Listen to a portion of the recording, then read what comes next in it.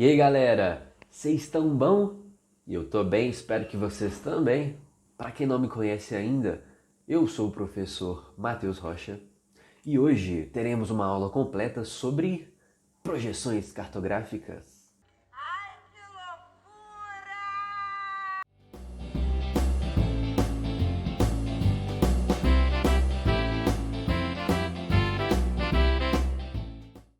Olha só galera, antes da gente se aprofundar aí sobre as projeções cartográficas, é interessante a gente analisar que para representar o planeta Terra de forma cartográfica em um mapa, a gente pode utilizar de duas formas principais. Uma área plana, uma superfície plana, que seria o planisfério, então ele mostra o planeta todo de uma vez só. Então, planisfério, em duas palavrinhas, plano é a superfície que é utilizada, então por isso planisfério vem de plano, e essa terminação esfério vem de esfera, que é o formato então do nosso planeta. Bongo lá, bongo tcha tcha tcha. Então eu pego o planeta Terra, que tem esse formato esférico, e consigo representá-lo em um mapa, em uma superfície plana. Quais são as vantagens? Eu consigo, por exemplo, calcular a distância entre dois pontos ali no meu mapa. Então eu quero saber a distância real entre um ponto e outro ali do planeta. Eu consigo utilizar ali a minha régua e calcular a partir da escala do mapa qual é a distância real entre aqueles dois pontos. Lembrando que a aula sobre escala a gente tem aqui no canal também, dá uma conferida lá, muito interessante essa aula. Outra coisa que é importante com os planisférios, eles são mais fáceis de serem transportados, né? Então, por exemplo, eu consigo levar no meu bolso, o que não acontece com o globo terrestre. Ele ajuda a gente também a se localizar, a se orientar. Eu posso levar para determinados locais, então isso facilita muito ali o dia a dia. Agora, o globo terrestre tem a vantagem de representar a Terra por meio do seu formato de fato, né? Seu formato esférico. Então é o que mais se aproxima da realidade. Então, no planisfério, estou mostrando a Terra de uma forma plana. Já o globo terrestre, ele ilustra como seria então a Terra de fato, né? Mostrando o seu formato esférico. Só que tem as desvantagens de não poder ficar carregando, né, com facilidade de um local para outro, de calcular distâncias. Então, o planisfério tem as suas vantagens e desvantagens, o globo terrestre da mesma forma.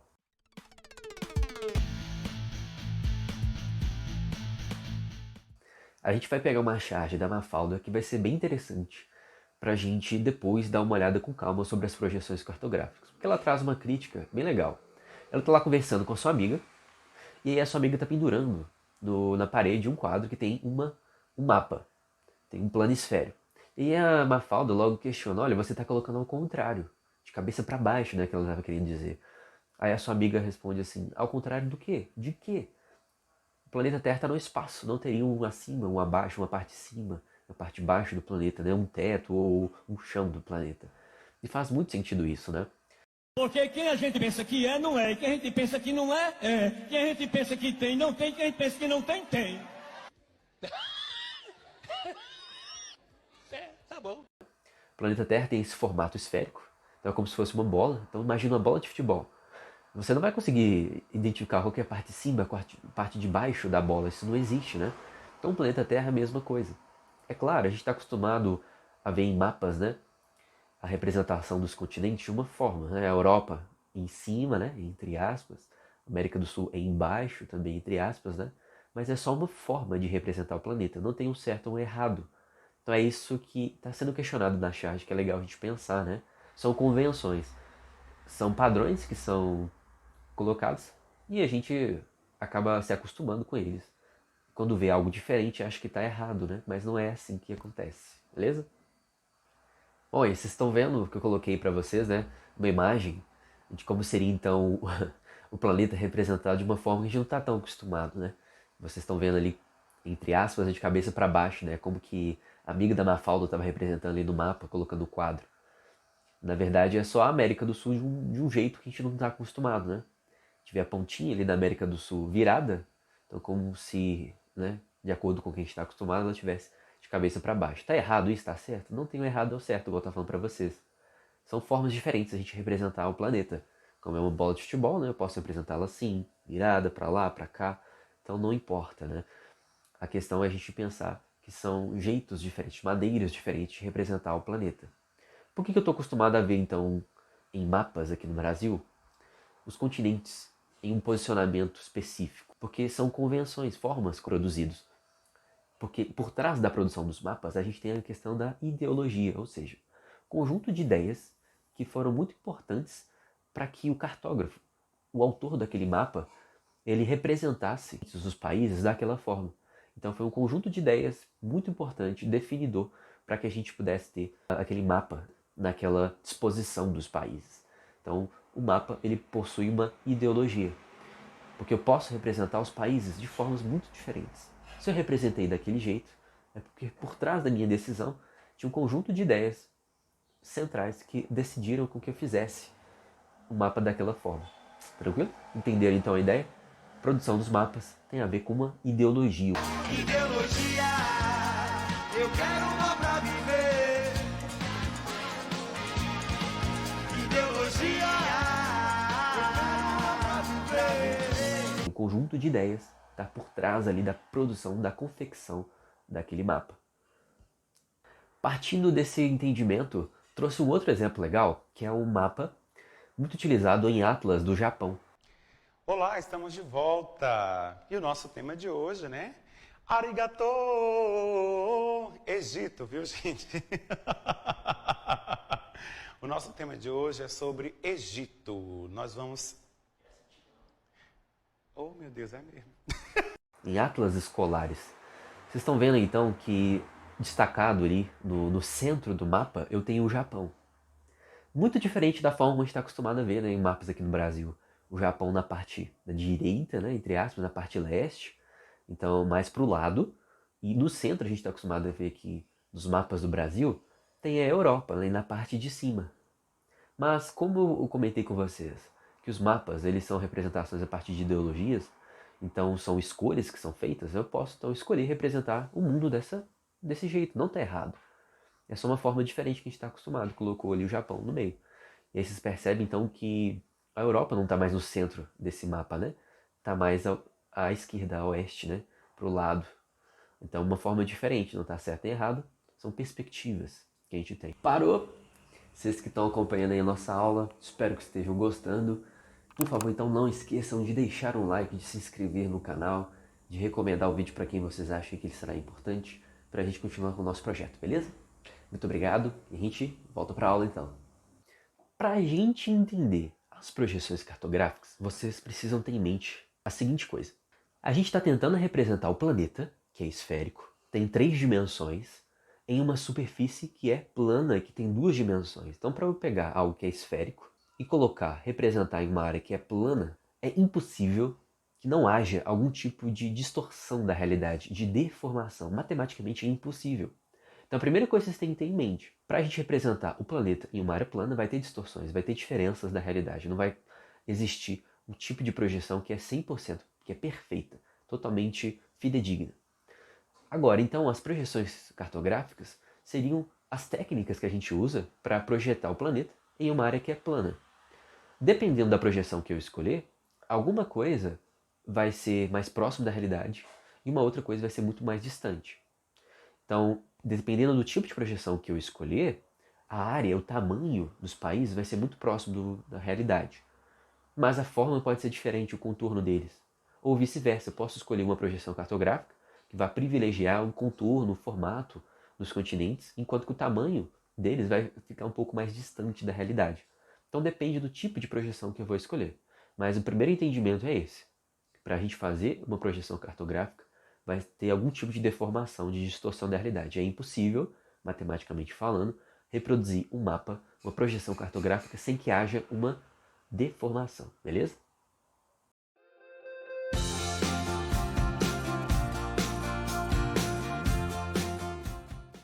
Agora, olhem só. Dependendo da superfície que eu utilizar para projetar o planeta Terra em um mapa, dependendo então da superfície que eu utilizar, que eu escolher, eu vou ter basicamente três tipos diferentes de projeções cartográficas. Se eu utilizar um formato cilíndrico, então uma superfície cilíndrica para envolver ali o planeta e representá-lo em um mapa, eu vou ter uma projeção cilíndrica. Agora vamos entender como assim uma projeção cilíndrica. Galera, há muito tempo, uma das primeiras projeções que a gente teve, que é a projeção cilíndrica, eles desenvolviam a seguinte técnica, eles envolviam ali um globo terrestre, só que estava oco, não tinha nada ali dentro, colocavam uma vela dentro dele, e envolviam com um pedaço de papel, né, uma cartolina, e aí a sombra que era feita a partir dessa vela que estava ali dentro, né? Então a vela projetava uma luz, e essa luz projetando ali no globo terrestre, né, no contorno dos continentes, fazia uma sombra no pedaço de papel que estava envolvendo ali o globo terrestre. E a partir dessa sombra, ali o cartógrafo ele iria tornando, né, os continentes, os países, né? Então ele ia fazendo a forma deles. Então é dessa forma que funciona a projeção cilíndrica. O problema, como falei para vocês, é que qualquer projeção vai ter uma distorção. Imagina você desenhando em uma laranja os países, fazendo ali um mapa mundi em uma laranja, e depois você vai descascar essa laranja, e depois vai tentar abrir. Faz esse experimento para vocês verem. É impossível você abri-la, essa laranja, e colocarem de forma mais planificada, dar uma amassada sem que haja algum tipo de deformação. Então na projeção cilíndrica, como as outras a gente vai ver também, vai ter uma distorção. Então é como se eu estivesse envolvendo o globo terrestre, uma cartolina está envolvendo ali, depois eu abrisse essa cartolina. É como se eu estivesse esticando o planeta, né? Vai deformar. Algumas áreas vão ficar maiores do que outras vão ficar menores do que são na realidade. Beleza? Assim que funciona a projeção cilíndrica. Agora acontece que o ponto onde aquela cartolina, entre aspas, né, aquela superfície tocar no planeta, é onde eu vou ter menos deformações. E vocês vão observar que é próximo da linha do Equador, né, onde está tocando ali a superfície daquele papel, daquele cilindro. Então, próximo à linha do Equador, nas projeções cilíndricas, é onde eu vou ter as menores deformações. Então, qual área vai estar mais próxima da realidade? As áreas próximas à linha do Equador, na projeção cilíndrica. Outra característica da projeção cilíndrica: quanto mais distante eu estiver da linha do Equador, mais distante vai ser a representação daquele país, daquele continente com relação à realidade. Então, quanto mais distante da linha do Equador, mais diferente ele é da realidade. A gente vai ver daqui a pouquinho como que isso acontece nos mapas, né? Então guardem isso. Projeção cilíndrica, ela é boa para representar países, regiões que são próximas à linha do Equador. Quanto mais distante eu tiver, mais vai ser distorcido, mais diferente vai ser do tamanho, do contorno real daquelas áreas que eu estou tentando representar. Beleza? Outra coisa que é legal, o mapa da projeção cilíndrica, ele vai ser mais retangular. E aí vocês vão observar que os meridianos, né, que são essas linhas imaginárias ali em pezinhas, elas vão formar junto ali com os paralelos, que são as linhas horizontais, ângulos de 90 graus. Beleza? Então essa é uma característica. Então você pergunta assim, professor, peguei ali o mapa, como é que eu vou saber se é uma projeção cilíndrica? Você observa isso. Se as linhas na vertical e as linhas ali na horizontal estão formando ângulos de 90 graus. Formou, é uma projeção cilíndrica. Agora, a gente vai dar uma olhadinha, que a gente tem dois tipos de projeções dentro da projeção cilíndrica, né? Dois autores que são referência, que sempre estão caindo nas provas, né? Que é o Mercator e o Peters. A gente vai ver a diferença das projeções dos dois, vai dar uma comparada, para a gente ficar tranquilo nesse assunto, beleza? Vamos dar uma olhadinha aí. Galera, a projeção de Mercator, esse carinha que vocês estão vendo aí, ela é muito antiga, ali do século XVI. Ela foi desenvolvida para ajudar ali os navegadores, então a gente está falando da época das grandes navegações. Então ela tinha esse objetivo de ajudar o cálculo da distância entre os continentes. Então, para facilitar o deslocamento, né, nas grandes navegações, eram utilizados mapas. Então, os mapas eram muito importantes. Mercator, ele fez esse mapa, então, conhecido como o mapa de Mercator, projeção de Mercator. E como ele era um cara europeu e as grandes navegações eram patrocinadas pelos países europeus, especialmente Portugal e Espanha, na sua projeção a gente vai ter um destaque maior para a Europa. Daqui a pouco eu vou mostrar um mapa para vocês, né? Vocês vão ver a Europa no centro e maior do que ela é na realidade. Qual que foi a ideia dele? O que ele queria privilegiar?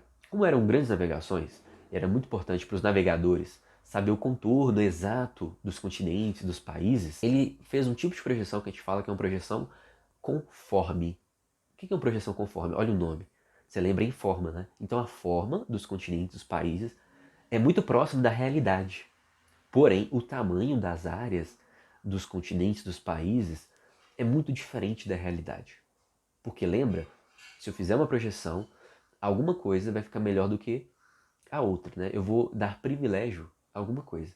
Então, nesse caso, ele privilegiou o formato, o contorno dos continentes, em detrimento, em segundo plano, ficou o tamanho, as áreas. Beleza? Vou colocar aqui para vocês, então, a projeção de Mercator, um exemplo, para vocês verem como que é muito distante da realidade algumas coisas e outras são muito próximas. E a gente vai comparar com uma outra projeção, que é a do Peters. E vocês vão ver a diferença entre elas, que é gritante. Dá uma olhadinha então. Olha aí, esse é o mapa feito com a projeção de Mercator. Eu destaquei para vocês, né, tá circulada ali, uma ilha, que é a ilha da Groenlândia. Essa ilha, eu gosto de destacá-la porque é um ótimo exemplo de como que na projeção de Mercator, o tamanho, a área das regiões, dos países, das ilhas, dos continentes, essa área ela fica muito deformada. A Groenlândia ela é cerca ali de 14 vezes menor do que a África, o continente africano. E quando você compara a Groenlândia com o continente africano, parece que eles são praticamente iguais, né? Outra coisa, a Groenlândia ela é cerca de 8 vezes menor do que a América do Sul. E ela é quase do tamanho da América do Sul nessa representação. O Brasil também é outro exemplo. O Brasil é cerca de 4 vezes maior do que a Groenlândia. Parece até que a Groenlândia é maior do que o Brasil nessa representação. Por quê? Lembra, o tamanho, a área dos continentes, ela vai ficar muito deformada na projeção de Mercator. Porém, se você vai olhar ali o contorno, o formato dos continentes, dos países, é muito próximo do que é realmente, né, na realidade. Porém, a projeção dele é a projeção conforme. A forma é bem certinha, mas o tamanho, a área, é bem distorcida. E por que a Groenlândia deu esse destaque? A Groenlândia está bem ali próximo ao Polo Norte, né? Então ela está muito distante da linha do Equador. Lembra a projeção cilíndrica? Quanto mais distante eu estiver da linha do Equador, maior a distorção, a deformação. Então os países, as regiões próximas da linha do Equador, mesmo na projeção de Mercator, são um pouco mais próximas da realidade. Agora, quando eu vou me afastando da linha do Equador, fica mais distorcido. Agora vamos comparar com a projeção de Peters para vocês verem a grande diferença entre elas. Então, a projeção de Peters, pessoal, ela é conhecida como uma projeção que privilegiou os países do terceiro mundo. Como assim? A gente tinha, na época da Guerra Fria, países que estavam mais ligados, eram aliados dos Estados Unidos, eram conhecidos como os países do primeiro mundo, e países que eram mais aliados da União Soviética, que eram os países do segundo mundo. Numa época de Guerra Fria, a gente tinha essas grandes duas potências, Estados Unidos e a União Soviética, disputando a hegemonia, o poder, o domínio do mundo. Agora, aqueles países que não estavam tão alinhados assim com esses dois blocos eram conhecidos como os países do terceiro mundo, como é o caso do Brasil. Hoje é muito utilizado para fazer referência a países mais pobres, menos desenvolvidos, né? Inclusive é um termo um pouco até pejorativo, não é muito bom utilizar assim, terceiro mundo. Caiu até em desuso, né? Mas muitas pessoas ainda usam. As pessoas mais antigas que viveram na época da Guerra Fria ainda trazem, né? Essa influência desse período. Beleza, por que eu estou falando isso? Porque os países do terceiro mundo são os países menos desenvolvidos economicamente, especialmente os países da África, da América do Sul, eles ganharam destaque nessa projeção do Peters. Porque nessa projeção do Peters, a área das regiões, dos países, dos continentes está muito próxima da realidade. Entretanto, o contorno, o formato é bem diferente. Então é o oposto da projeção de Mercator. Na projeção de Mercator a forma está igualzinha da realidade, por isso que ela é chamada de conforme. Agora na projeção de Peters, a área é que está muito próxima da realidade. A gente vai dar um nome tão especial para ela. É uma projeção que é equivalente, ou seja, a área dos continentes, dos países é equivalente à da realidade. Então a proporção entre o tamanho delas que estão sendo representadas no mapa, muito próximo da realidade. Porém a forma fica muito distinta. Beleza? Vamos dar uma olhadinha então nessa projeção para vocês verem na prática como ela é. Olha aí então, meus queridos, como que está diferente a projeção do Peters se a gente comparar com a de Mercator. Parece que os países foram esticados, né? Olha, percebo como a África, a América do Sul estão bem maiores do que a Groenlândia que está circulada lá para vocês darem uma olhadinha na diferença, né?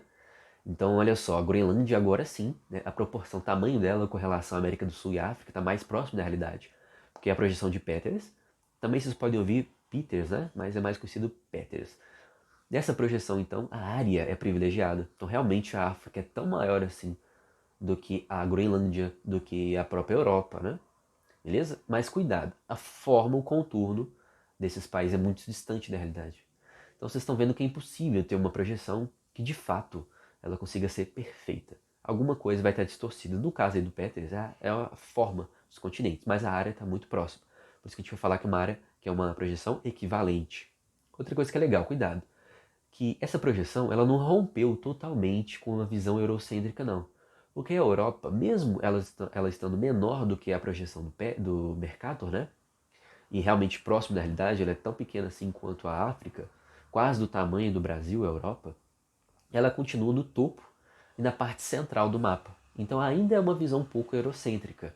Mesmo não colocando a Europa grande como uma projeção de Mercator, ela coloca no centro e na parte de cima. Então ela não rompeu totalmente com uma visão eurocêntrica, mas vale a pena vocês falarem que deu um destaque para os países menos desenvolvidos, porque os países africanos estão realmente no tamanho que eles são, maiores do que a Europa e que a Groenlândia, não é, o continente africano, e a América do Sul também, beleza? Mas fique de olho então nessas diferenças aí.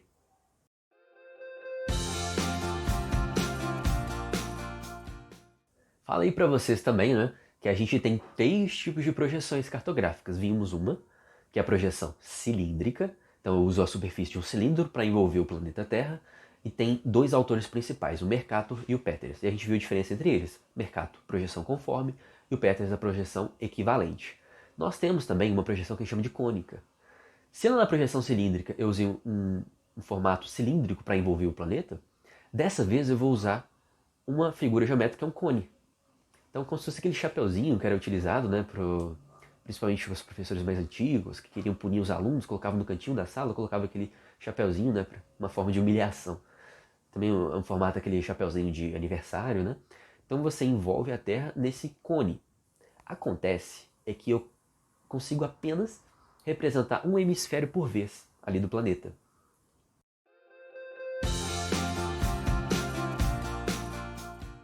E para finalizar, nós temos a projeção conhecida como projeção plana ou azimutal. Vocês podem ouvir falar também como projeção polar, mas o mais correto é projeção plana ou azimutal. O que acontece? Eu vou usar agora não um cilindro, nem um chapeuzinho, né, nem aquele cone. Eu vou usar uma superfície que é plana, por isso o nome projeção plana. Então eu vou escolher um ponto do planeta que eu quero representar e vou tocar aqui, vou colocar uma superfície plana. Agora o ponto de contato, o encontro ali, ó, entre o meiozinho ali da minha superfície plana e o planeta, é a parte que vai ter menos distorções, menos deformações. Então eu vou escolher. Então eu quero representar, por exemplo, Belo Horizonte. E aí eu vou escolher essa projeção plana e vou tocar a superfície plana nesse pontinho onde é Belo Horizonte. E aí tudo próximo ali a essa cidade vai ficar muito próximo à realidade. Quanto mais distante, vai ficar mais deformado. Ela é muito utilizada para representar os polos, Polo Norte e Polo Sul. Por isso também que ela é conhecida como projeção polar, beleza? Tem um exemplo bem legal da projeção polar, que é aquela que é utilizada no mapa da ONU. Vamos dar uma olhadinha. Vocês estão vendo então do lado o mapa da ONU. Nesse mapa então, vocês estão vendo, olha só como é que ele é representado. A projeção plana ou azimutal é nesse formato circular. Enquanto eu tenho lá a minha projeção cilíndrica é um retângulo, no mapinha ele é formado por um retângulo, na projeção cônica parece um leque, na projeção plana ou azimutal tem um formato mapa circular, redondinho, como vocês estão vendo aí. Tranquilo? Então na projeção ali plana, no exemplo mapa da ONU, vocês estão vendo que foi escolhido o Polo Norte para ser o ponto ali de contato da superfície. Então ali no Polo Norte a gente tem menos distorções. Mas olha que interessante. A ONU, que é a Organização das Nações Unidas, criada ali pós-Segunda Guerra Mundial, hoje formada por 193 países, com o objetivo de manter a paz mundial e a segurança mundial, né? Então ela tem essa pegada de ser uma união mesmo, como o nome já diz, de unir esforços de objetivos e interesses. Porém, quando ela escolhe fazer uma projeção dessa para colocar como mapa, ela está colocando como mais próximo ali do centro da sua projeção os países que são mais desenvolvidos. Estados Unidos, países europeus. Então é como se ela estivesse dando esse recado, eles que são os mais importantes. Que coisa, não? Até porque dentro da ONU a gente tem um órgão muito importante que é o Conselho de Segurança. E lá a gente tem 5 países que são chamados os países membros permanentes do Conselho de Segurança, que tem poder de veto, um poder especial. Então, por exemplo, tem uma guerra acontecendo em um determinado país, se um desses 5 países falarem que não aceitam uma intervenção militar ali, o exército ali da ONU chega naquele país, não acontece, porque é o poder especial, o poder de vetar. Quem são esses 5? Estados Unidos, China, Rússia, França e Reino Unido. E esses 5 países estão muito próximos do centro ali que a gente está vendo na projeção. Então a gente fala que é uma projeção que privilegia os países mais envolvidos.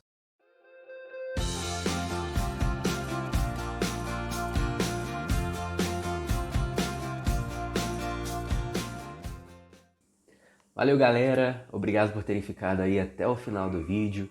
Vocês que curtem o nosso canal, os nossos conteúdos, as nossas aulas, não deixem de se inscrever, de curtir, de comentar, deixar sugestões, críticas, dicas aqui embaixo no vídeo para ajudar o nosso projeto. Beleza? Um abração, obrigado mesmo e até a próxima.